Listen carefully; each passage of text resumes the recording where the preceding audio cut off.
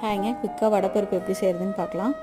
6 வரமிளகாவை 1/4 மணி நேரம் ஊற வச்சு அதை அரைச்சிக்கலாம். அதை அரைஞ்சதுக்கப்புறம் சோம்பு, பட்டை, கொஞ்சமாக ஒரு துண்டு இஞ்சி போட்டு அதை அரைஞ்சதுக்கப்புறம் பருப்பு ஊற வச்சுருப்போம் இல்லைங்களா, அதையும் இது கூட ஆட் பண்ணி அரைச்சிக்கலாம்.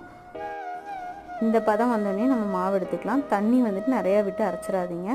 வடை சுடும் போது எண்ணெய் நிறையா இழுத்துரும். அதனால் அளவாக தண்ணி தெளித்து மட்டும் நீங்கள் பருப்பை அரைச்சிக்கோங்க. இப்போ நம்ம அது கூட சின்ன வெங்காயம் இல்லை பெரிய வெங்காயத்தை நல்லா பொடி பொடியாக கட் பண்ணி போட்டுக்கோங்க.